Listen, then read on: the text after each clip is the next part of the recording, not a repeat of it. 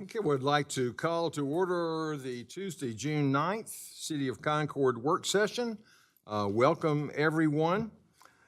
First up on our agenda for today is a presentation, which I will come down and do and ask Julianne to join me.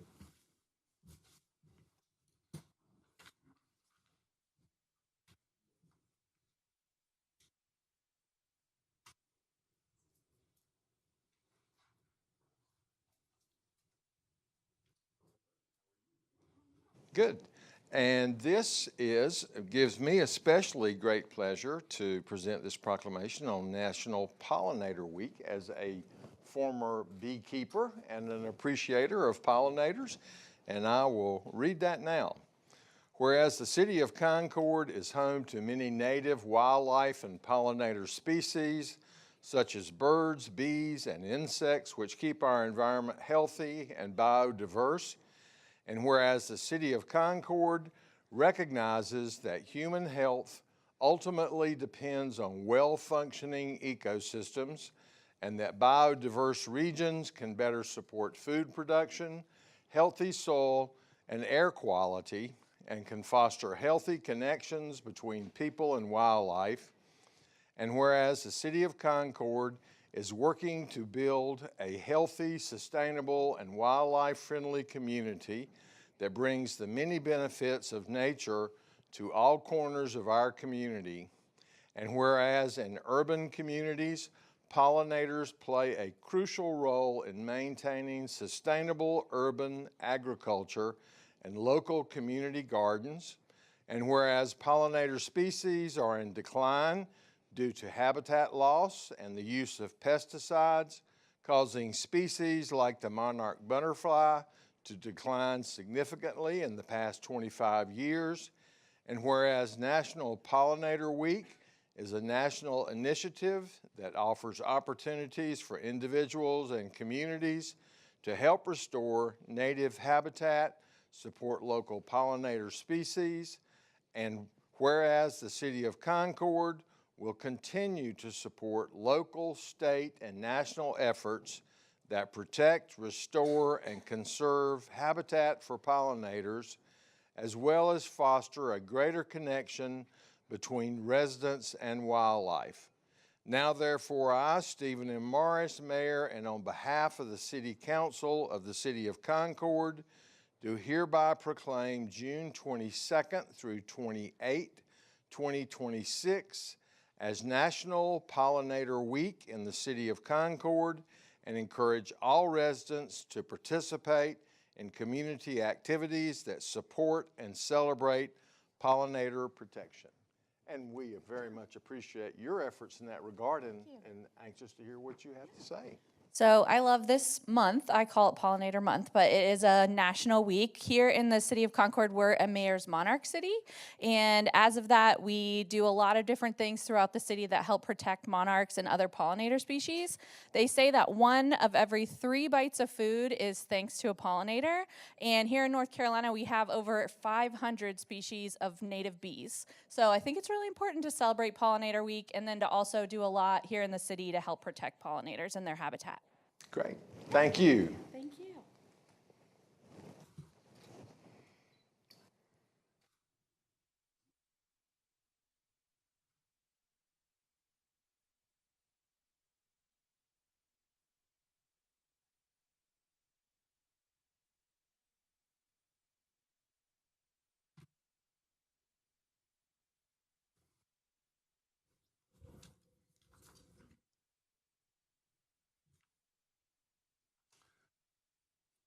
All right, next I think we have Fred Womble to talk with us about a public hearing on a street closing.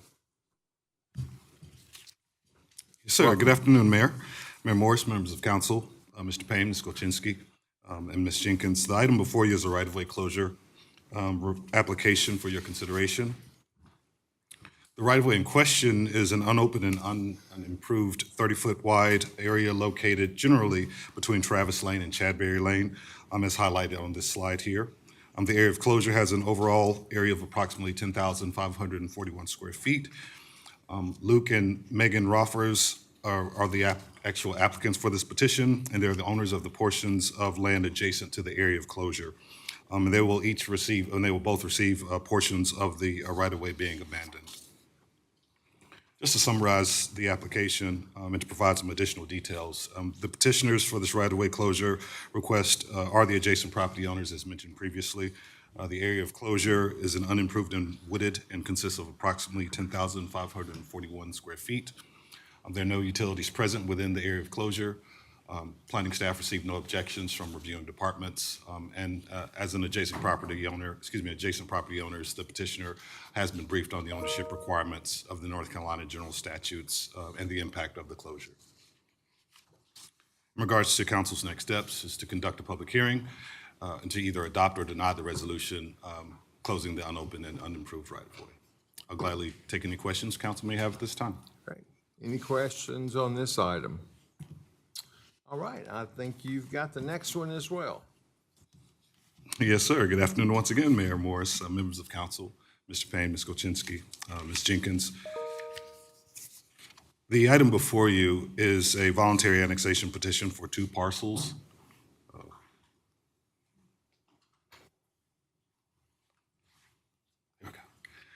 Again, it's a voluntary annexation petition for 2 parcels totaling approximately 14.1 acres of land located at 3030 Zion Church Road and 534 Good Hope Road. The properties are owned by Washburn 3100 LLC, Incorporated, and this application is submitted by Kate Underwood on behalf of the owner. The proposed annexation would be for an additional, for a proposed industrial subdivision and cottage/tiny home development. The zoning map here shows the 2 properties as they are highlighted in the red cross-hatched area. And they are currently zoned Cabarrus County Office Institutional. And if this annexation is approved, the request for zoning would be to City of Concord I-1 Light Industrial and NRD Neighborhood Infill Residential District. Regarding the 2030 land use plan, the proposed I-1 zoning is consistent with the industrial and employment land use category, and industrial uses are compatible with surrounding zoning. However, the land use plan amendment, a land use plan amendment would be required because the proposed NRD zoning is not consistent with the current industrial employment land use category. And toward that end, council should be aware that this case would be coming back to you at a later date for consideration of a formal land use plan amendment request, as the NRD district designation can only be applied for land uses within the urban neighborhood category. This next map is of the council district map. If council approves the annexation petition, the properties will become a part of District 2. As with all annexations, both internal and external entities were notified and given the opportunity to provide comments and/or feedback on this proposal, and no comments were received. Additionally, the adjacent property owners, recognized neighborhoods, and homeowners associations were notified via mail of the proposed annexation by planning staff with a letter dated May 26th of this year, as well as with an advertisement run in the Independent Tribune dated May 30th. In regards to council's next steps, so to consider the annexation request, to either adopt or deny the annexation. If adopted, consideration before the Planning and Zoning Commission for a recommendation on the rezoning would be heard at their July 21st meeting. And if Planning and Zoning Commission makes a recommendation for approval at that meeting, the zoning application will return to council for the land use plan amendment in August. That concludes my presentation. And, oh, actually, no, I'm sorry. Next steps. Oh, okay, yeah, we're done. I'm sorry. I'll take any questions that council may have at this time. Would you mind going back and showing me that map that shows where the where this annexation is? Yes, I just ma'am. need to look at that a little closer. I'm trying to determine where those tiny house, where that Yes, ma'am. part of it is. Yes, ma'am. I think we're having some technical difficulties here. I think the guys are, you got that there? Can we go back some slides?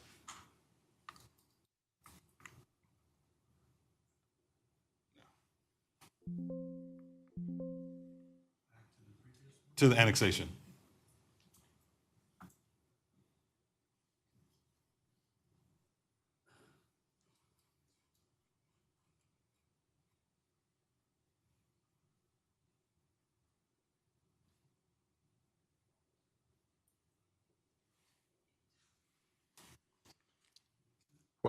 While he's working on that. Yes, sir. Just, I was curious if you have any idea of the history. It looks like that is totally surrounded by City of Concord.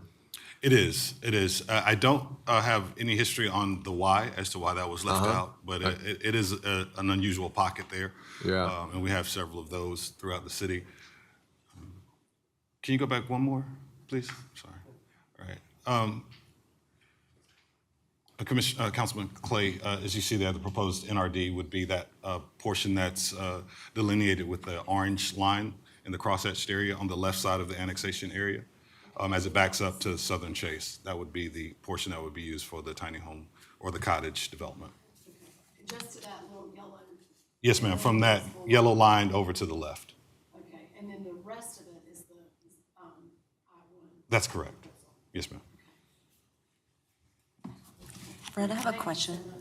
You're welcome. I have a question. Yes, ma'am. Is this on the sewer application? Do you know? It is. It's the Amherst, correct? That's correct. Okay, so on here, there are cottage homes and tiny homes. And is that proposed to be, and I don't have the full sewer packet in front of me. If you don't know the answer to this, that's fine, I can go look at it. Is that proposed, because I guess what's given me a little bit of heartburn is you've got residential right up to a proposed I-1 zoning, right? Is that a normal, I'm asking two completely different questions, I'm sorry. What is the normal transition between a residential and an I-1? You would typically have some buffers Okay. within those two in terms of zoning classifications that would kind of soften between industrial use and residential use. It's not typical. Right, that's what I was thinking, and then, and I can't remember, and I'll go back and pull that sewer packet. I almost felt like maybe the tiny homes in that cottage was tucked in there, but now I'm going, what's the access point? So I think I just need to go back and look at that. Right. I think, and if I'm not mistaken, Good Hope would be the access point for the tiny home. Okay, thank you. You're welcome. Okay, any additional questions? All right, Thanks, thank sir. you.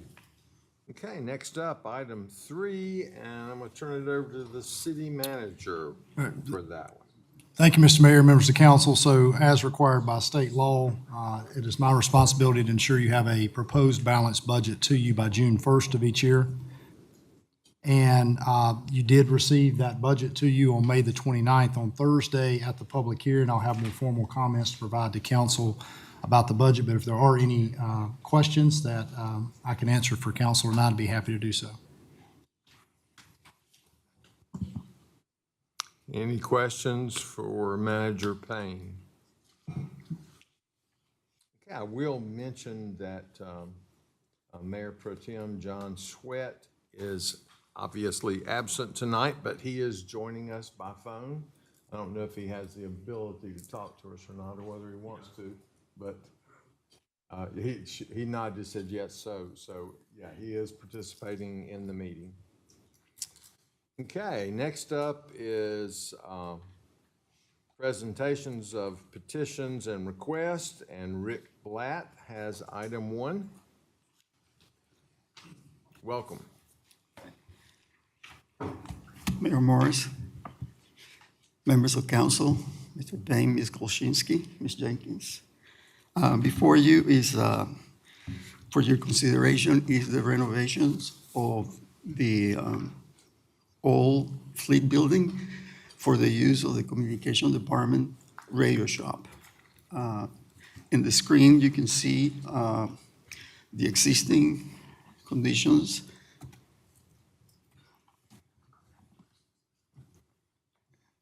See here, this is the area that is going to be renovated of the building. If I can zoom in here. As you can see, there is an existing, this is the existing conditions. The reception area is very large, and there is the office of the director. Let me point lost my pointer. Oops. I need to go back.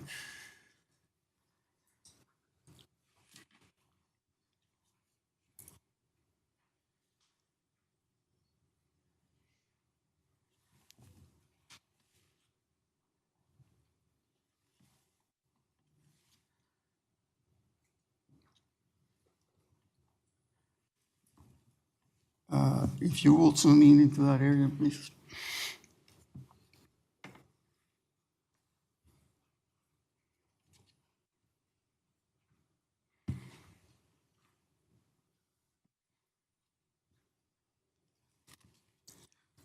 Okay. Yeah, if you can see there, the bathrooms, the existing bathrooms are going to be renovated. There are two bathrooms here in the front of the building. And there is also a bathroom to the lower left that will be renovated. This area, and if I can show the next slide, please.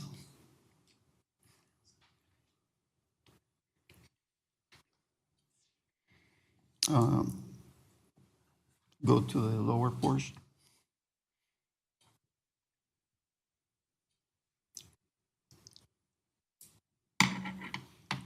The area, if you can enlarge the area. The large reception area is going to now become 3 new offices in addition to the existing office of the director. The 2 bathrooms that were here on the right is now going to become the women's bathroom, and the bathrooms in the left lower corner, those will be the men's bathroom. So the break area will also be renovated, and we will be creating a new space where it says open office space, where we will have cubicles. So all this project was bid on the formal bidding process, and it was very competitive. We had 7 bids respond to our request for bids, and the lowest bid was Phoenix Construction in the amount of $439,000, $439,450. So a recommendation from staff is consideration to a motion to approve. Any questions from staff? So, well, they will continue to use those service bays where they can. pull Correct. in The service vehicles. bays are pretty much going to be the same as they are. There's an area that is going to be fenced in to store equipment, but for the most part, all the bays will be open, yes. Right. And that's a big part of what they do, is installing equipment and. Correct, installing. Vehicles. Like every time a police car comes in, that's when they install the radios and the lights and all that. So that, all that takes place in the radio shop. Great. Any other questions? Just one. Right now, is the radio shop still operating off of International? Yes, Wow. So I think this will be a good. yeah, it's a very tight space for them. Just a quick question for clarification. The amount here in Phoenix, I believe is their name, they're going to do the demolition as well as the renovation? That's correct. Okay. Yeah, that's a turnkey project. Okay, any other questions? All right, I think you've got the next item, number 2 as well. Yes, this is for a contract to provide on-call engineering services. The engineering department published a request for qualifications for engineering firms to provide on-call engineering services to support the engineering department for all the projects that future projects that we're having to handle. So we receive applications, and following the competitive qualification selected process, we selected CGC Engineering to be the most qualified firm. They had submitted a proposal to provide services for $200,000, not to exceed $200,000. That will support Transportation Department, it will support the Water Resources Department and Parks and Recreation. So, any questions on that? Any questions on that item? I have a question, Lloyd, this might be more directed to you. Is this just because we're seeing an uptick, so instead of hiring additional staff, it's let's handle, can you kind of elaborate on that maybe? Yeah, I think it is due to the volume that we're asking our engineering department to do in-house. Some of it, to be quite honest, is more than they can handle at any given time. And we know through our CIP process, we have planned projects, but there's always something that comes up that we weren't planning for. And so this allows us the ability to call on them to say, hey, can you come in and do this project for us? Can you engineer it for us? And then get it to our engineering staff. So it's really just to have some additional help from an engineering company, and this is the most qualified company. Okay, any other questions? All right, thank you, sir. Thank you. Okay, next item, I'm gonna call on the city manager to talk about this one. Thank you, Mr. Mayor. So as many on council that has been on council for quite some time know, the Brookwood project has been in our CIP and something of discussion for quite some time. It is a transportation project. However, it does intersect with our Parks and Recreation Department as a connector to Greenway and actually serving as Greenway for some links of that project itself. And so what I asked Philip to do tonight, just to kind of cue this up before Ryan comes up and talks through the eminent domain actions, to just give a little history of the project, kind of where this came from, and kind of why it's taken us this long to get to where we are now, where we're ready to, pull the trigger, so to speak, and move this project along. So Philip, if you would. Sure. Well, good evening, Mayor, members of council, Mr. Payne, Ms. Kolczynski, Ms. Jenkins. As Mr. Payne said, this is a project on Brookwood that has been going on for quite some time. This project started back in the early 2000s as a 3-lane project, so 2 main travel lanes and a center turn lane throughout the entire project, that with a sidewalk. As the project progressed through time, as we had other project goals and council had different funding goals, this project was paused a few times, picked back up. We had an engineering firm engaged in it early on. Engineering department actually in the second half of the life of this project picked it up to perform these services internal to save funds on it since it had been paused and picked up so many times. And in that process, because the project includes both sidewalk for us, greenways for Parks and Rec, and a culvert replacement for water, we agreed that we needed to simplify the design in order to make it more cost effective because, of course, the inflation from early 2000s to now, it had doubled and tripled in cost. So to bring it back to its estimate, to bring it back to its affordable level, we took out that center turn lane, and the original goal was pedestrian. So it's a pedestrian project. It's sidewalk from Church Street, which is on the left side of your screen, to through NC3 Branchview, tying into the backside of Concord High School, its natural transition point there. So that ending point where the leader kind of goes north, that's I believe that's Spider Drive going into the backside of the high school. So again, we're bringing it back to its main goal. The easements that you'll see tonight from Ryan, a lot of that will be due to utility easements, moving utilities. We're not taking the whole orange sections that you're seeing here. These are just noting the parcels. Constructability for the sidewalk, grading as we're on the side of the hill. There's some small retaining walls in some areas. Trying to protect property all the way on the Church Street corner there. There's a car wash, trying to protect that business. So there's no business or building taking in this, very much leaving things in place. The signal will be upgraded at Branchview and Brookwood, sorry. A lot of B roads out here.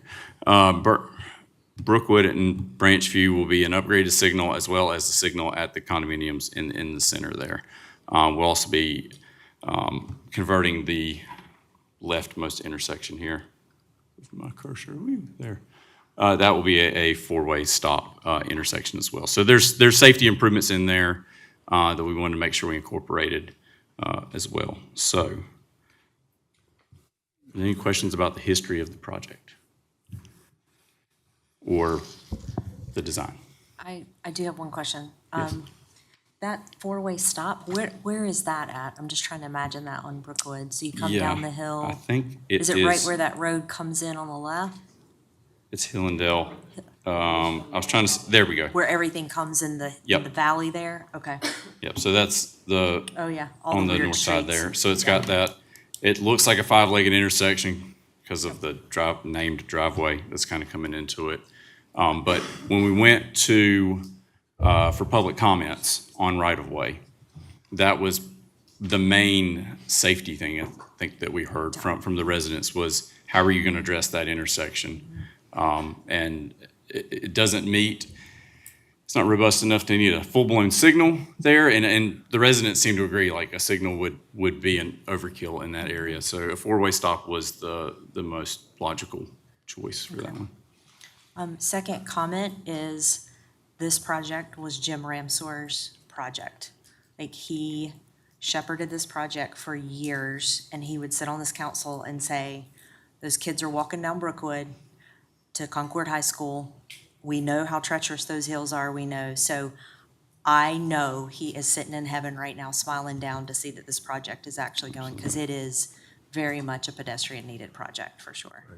And on that note, in that signal design there at Branchview, does have a pedestrian crossing to get across it. So it'll have the pedestrian phase in the signal, so they will have their dedicated time to get across the roadway, because that's the heaviest pedestrian movement out there is the high schoolers. Yep. And so the previous map that you had that showed the orange parcels that we're going to be discussing, Yes. the other parcels along the street, have those property owners donated right-of-ways, or are they not impacted? Those have already been secured voluntarily, so they've been purchased by the city to get the necessary easements. Okay. These ones outstanding, we've not been able to secure them I see. voluntarily yet, which is why we're going to talk about pursuing eminent domain. Right. Great, thank you. All right, then I'll jump in. The orange are 9 parcels on the section by Church Street. That's actually 3 right next to each other, but they're lumped together as one big orange blob. And then the magenta colored section, I just threw that on there. That is the RB Lee Estate property that was on last month's agenda for eminent domain because it's needed for more than just this project. So that's kind of separate. I just wanted to let you know that that's there and that's part of this a little bit. So the first parcels we're going to talk about are these ones right here. We're going to move from Church up towards Burridge. So the first property right at the corner is owned by BVLY Partners 7 LLC. The taking would be a temporary construction easement only with an estimated value of $6,181.83. We have had contact with the owner. The owner requested some changes to the proposed easement areas. Those changes were made, presented to the owner in April, and we just haven't received the executed documents yet. And the agenda item, this is agenda item 4, incorporates the changes that were requested. Next door to that is a property owned by Jansky 7 LLC. This is item number 7 on the agenda. Again, another temporary construction easement only.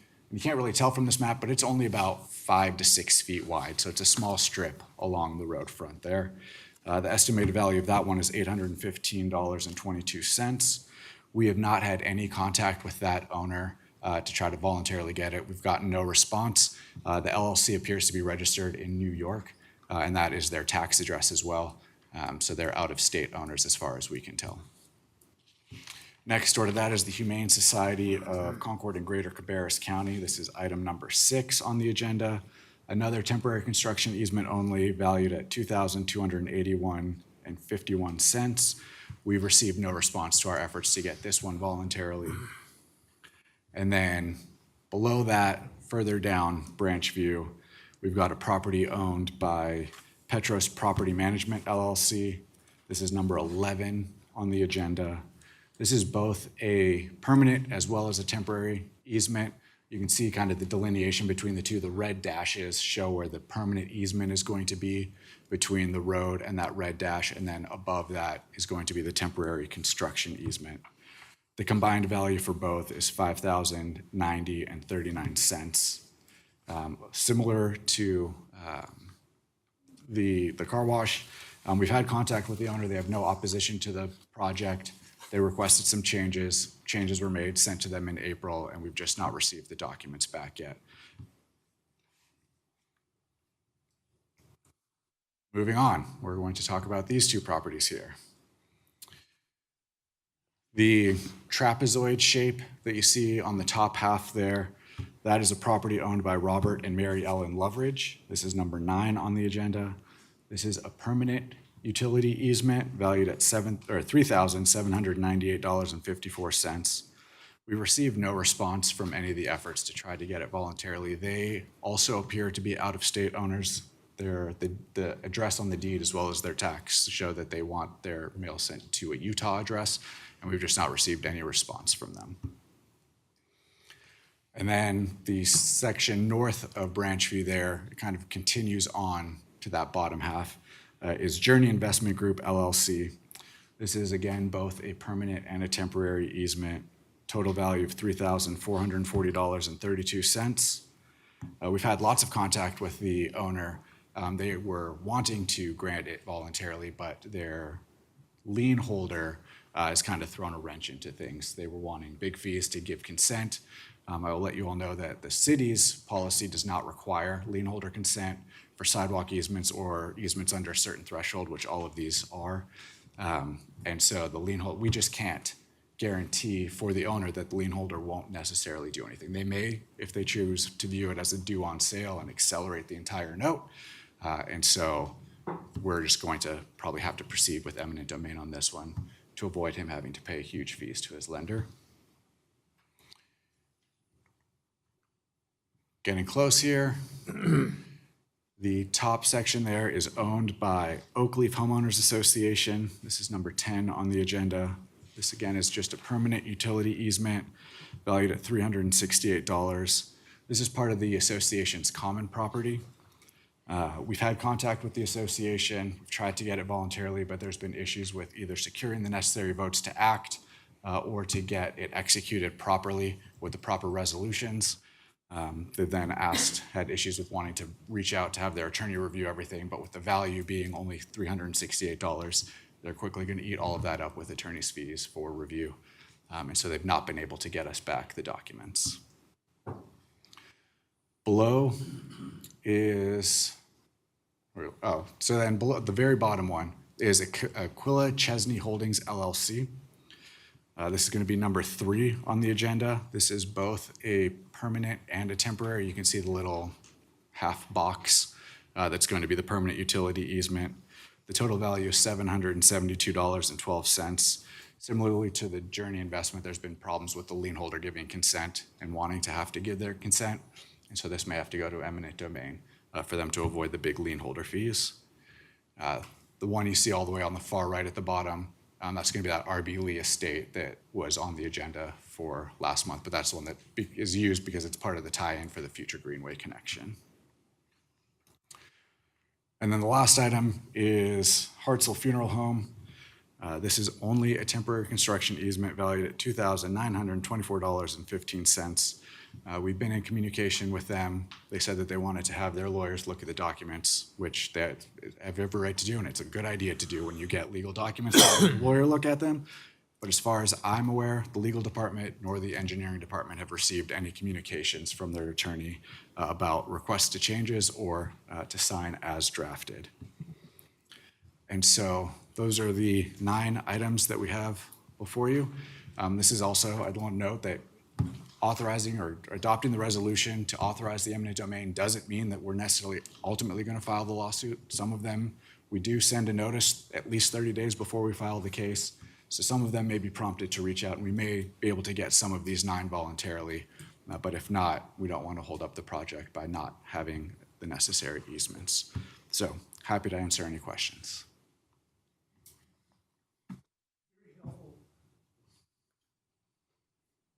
Brian, I don't really have a question, but can you just remind us, temporary construction easement is just that. It is temporary. We will put things back the way we found it, Yes. okay? Permanent easements, whether it be utility or the sidewalk or whatever it might be, same thing. It will be permanent from a standpoint of whatever it is, whatever type of easement, and it will be put back the way that it was found or in better condition. Right, so if it's a storm drain, right, there's going to be the existing storm drain, but if we've disturbed all of the stuff to dig, we're going to put it back and presumably seed straw or whatever the case may be to put it generally back in the condition that we had it beforehand. Correct, with exception, like, for example, if we had to put a sidewalk in a permanent easement, it's not gonna be put back the same way, you know, there will be a sidewalk. But we will put back the portion of the project that Has been disturbed. that has, exactly. Okay. So, Okay. Very good. Just a reminder. Thank you.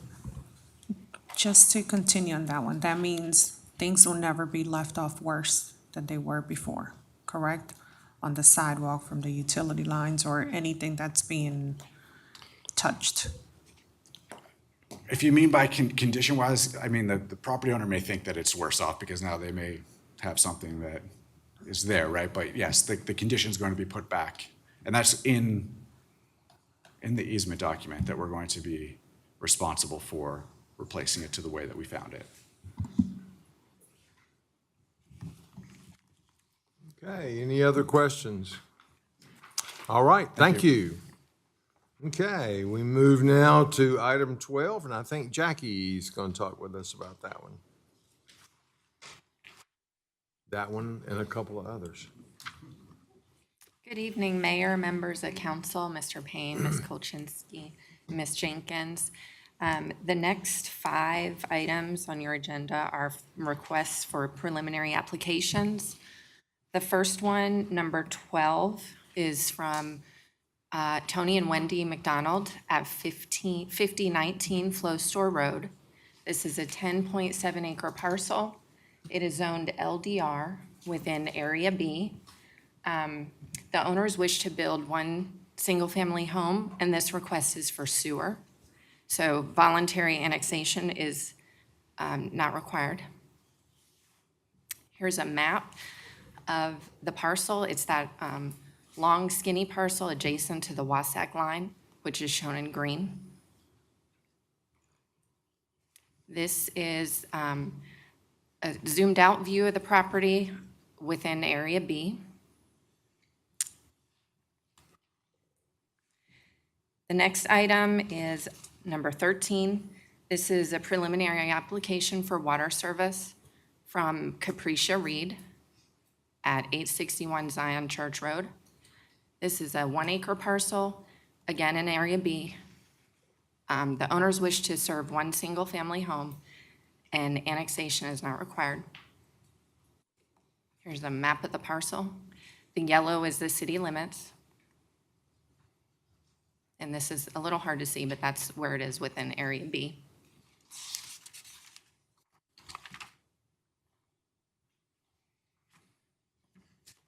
Okay, the next item is Mr. Ramirez and Ms. Del Carmen at 127 Softwind Lane. This is a 0.63 acre parcel zoned LDR, again within Area B. This is a request for water service. Annexation is not required. This is a map of the parcel. This shows the location within Area B.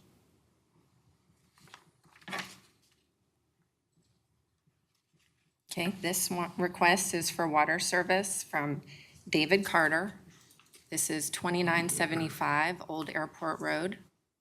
This is a 1 acre parcel zoned LDR, and the owners wish to build one single family home.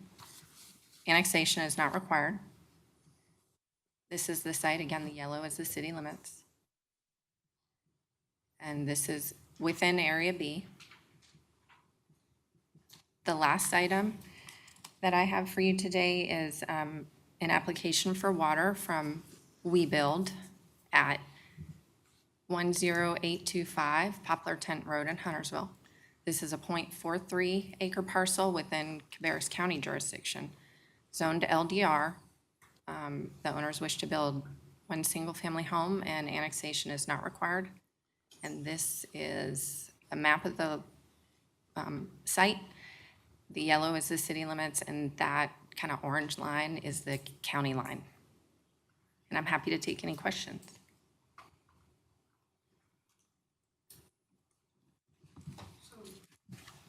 Quick question, with this one, how do they do sewer? Are they gonna put it in a septic?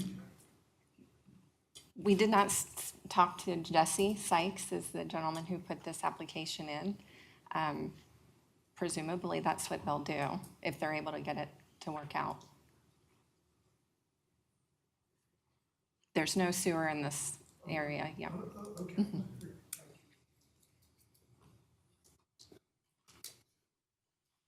Okay, any additional questions? I have a question or concern. So this doesn't seem typical within WeBuild, going outside of the city of Concord to build.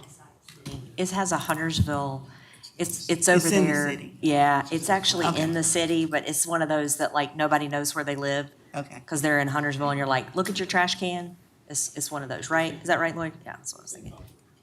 Okay, all right, thank you for the clarification. Thank you. All right, thank you. Okay, next up is item 17. Consider making appointments, reappointments to various City of Concord boards and commissions. We met last week, myself, Betty, John Sweat, along with city manager, planning director, to talk about these vacancies. One of the things that I'll mention before we talk about the specific appointments, we had several on the Board of Adjustment that were coming up, and talking with Kevin there. I think that was the board, and please feel free to come to the microphone and speak, had not met in 2 years. And we talked about the possibility of merging the Board of Adjustment and the Planning Board together. I believe it was actually 2 years ago when we met, and that was just for training, but for a formal meeting, it's been 4 years 4 years. since the Board of Adjustment has met. Yes, sir. Yeah. So we were proposing, I think Kevin said that was a viable thing to do, to merge those two boards, and the cases that become before them are so rare that they would be able to handle it. Is that correct? Accurate? Yes, sir. Back pre-2000, the boards were actually together, and the general statutes allow the two boards to function as one, sitting as Planning Commission and Board of Adjustment. And the Planning Commission does do some quasi-judicial hearings, special use permits, which is, quasi-judicial hearings are a function of the Board of Adjustment, so they would be fairly well trained on doing that. And again, these have been rare over the past few years, any Board of Adjustment cases. Yeah. Does anybody have any objections or concerns? I have a question. I'm just curious, like, why did we pull them apart? Well, back in the day, pre-UDO, we had massive Planning Commission, Board of Adjustment meetings. We had 10 variances sometimes, and a lot of them were trivial and really weren't justified. And they were granting so many, it was like a snowball. Okay. You know, anybody that wanted anything could essentially get a variance. And, you know, the UDO was adopted in 2000, tightened up a lot of that. And we really haven't had a lot of Board of Adjustment cases except for the sweepstakes appeals back in like 2009 or 10. Okay, good. Thank you. Okay, so I guess a big question would be, what are next steps for us in order to accomplish the merger of those two groups? If you want us to do that, it would require an amendment to the CDO, which we could draft. We would essentially merge those two, clean up some things like, for example, a special use permit can be appealed from the planning commission to the Board of Adjustment. They clearly couldn't appeal it to themselves, so we would have to clean up some language like that, change some rules of procedure and things of that nature. And that would, we do have some cleanup amendments to the CDO based on general statute actions and some tiny home tweaks that we're planning to bring anyway, which we're talking July, P and Z, probably August council. So we could roll that in if you so desire. Well, I am sensing that we have consensus to proceed ahead. I see head nods and go in that direction. All right. Thank you. Thank you. Okay, and so on the others, we had one vacancy on the ABC board. There was consensus to recommend reappointing Scott Paget to that position with the term expiring in June of '29. On Planning and Zoning Commission, Eric Williamson was moved up from alternate to fill a position, also expires in June of '29. And then alternates would be David Niekamp, and then who was already in that position, and we just moved him up to number 1 alternate, and then put in Betsy Cunningham as a new alternate with a expert term expiring June of '29. Then the next in your agenda shows the Board of Adjustment. Those would be skipped over with the change that we just discussed. Then on the Historic Preservation Commission, Kristen Adamchuk was moved from alternate into a position that expires in June of '28. Steve Bradley was reappointed. We recommend reappointment for a second term expiring June of '29. Same with Randy Hopkins, reappointed for a second term, June of '29. And then that leaves us with 2 alternate vacancies that are open on that board, which we will advertise for and try to recruit some folks to fill those spots. And then on the Wasatch board, Jennifer Hubbard, we recommend reappointment there with an expiration of June of '29.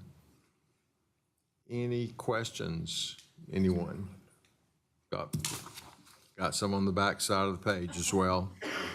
Yeah, Stormwater Management Advisory Committee, 1 new appointment there in Group 1, David Holland, with an expiration of June of '29.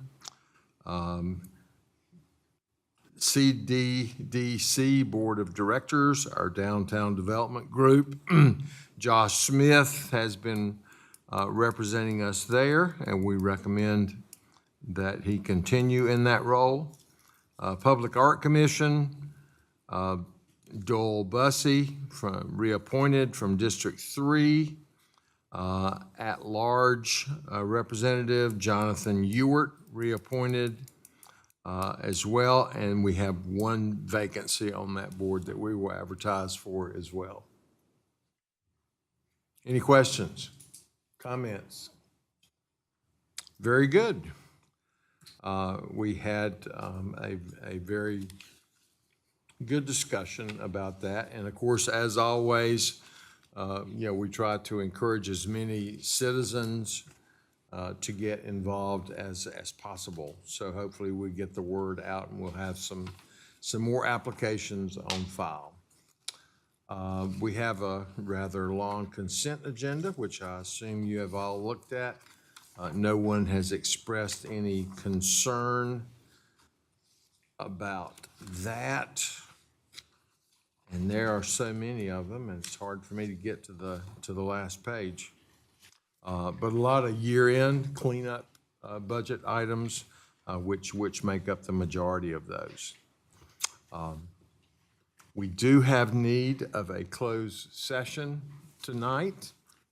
And so at this time, I would entertain a motion that we go into closed session pursuant to North Carolina General Statute 143-318.11 A, 3, and 4 in order to consult with an attorney to protect the attorney-client privilege and to discuss the location or expansion of industries or other businesses in the area served by this public body.